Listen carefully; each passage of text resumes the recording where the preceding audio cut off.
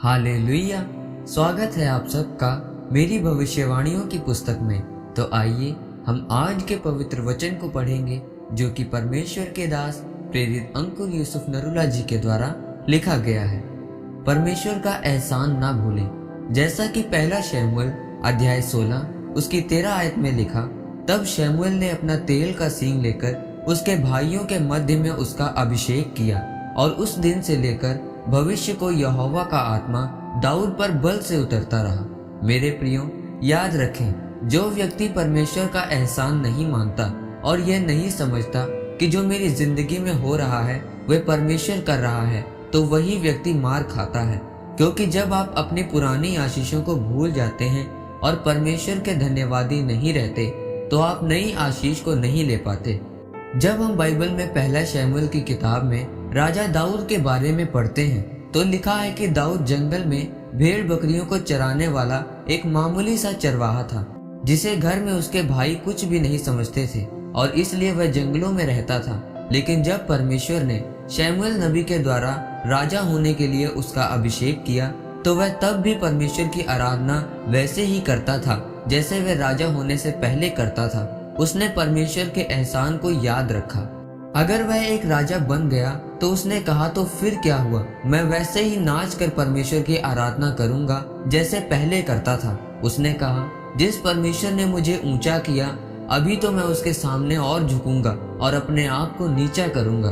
मेरे प्रियो, याद रखें, जो इंसान अपना अतीत अर्थात अपनी पुरानी आशीषों गवाहियों को भूल जाता है वह बहुत बड़ा मूर्ख व्यक्ति है। सोचो, दाऊद एक चरवाहा था और परमेश्वर ने उसको राजा बनाया, लेकिन यह सब कैसे हुआ? जब दाऊद परमेश्वर के एहसान को नहीं भूला, जब वह अपने अतीत को नहीं भूला और हर समय परमेश्वर का एहसानमंद रहा। मेरे प्रियो, आज कुछ लोग ऐसे हैं कि परमेश्वर ने उन्हें दुखों, बीमारियों, परेशानियों और पापों से छुड़ाया और बचाया।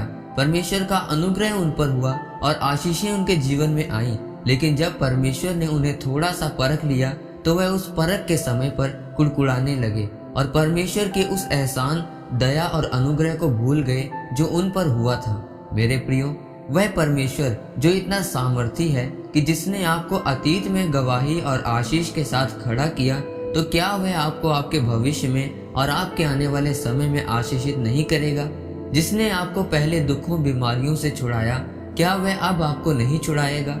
लेकिन आज लोग परीक्षा के समय परमेश्वर के एहसान को भूल जाते हैं और यही कारण है कि वह नई गवाही के साथ खड़े नहीं हो पाते। इसलिए मेरे प्रियो, याद रखें, जो परमेश्वर ने आपको दिया है और दे रहा है वह आपका हक नहीं है, बल्कि यह आपके ऊपर परमेश्वर का अनुग्रह है। इसलिए कभी भी परमेश्वर के एहसान को ना भूलें, परमेश्वर के वचनों को ना तोड़ें, अपने अतीत को ना भूलें। अगर आप ऐसा करेंगे तो आपका आज का समय और भविष्य दोनों सूर्य से भी ज्यादा चमकदार होंगे।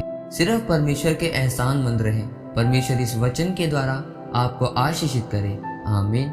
आइए परमेश्वर के दास के द्वारा लिखे गए इस अंगीकार को आप मेरे साथ एक मन होकर करें। सर्वशक्तिमान परमेश्वर, मैं इस वचन के लिए आपका धन्यवाद करता हूँ। पिता, मैं अंगीकार करता हूँ कि चाहे कुछ भी हो जाए, मैं सिर्फ तेरा धन्यवादी और एहसानमंद रहूंगा। प्रभु यीशु मसीह के नाम में, आमीन। परमेश्वर आप सबको आज के वचन के ऊपर मनन करने के द्वारा आशीषित करें। आमीन।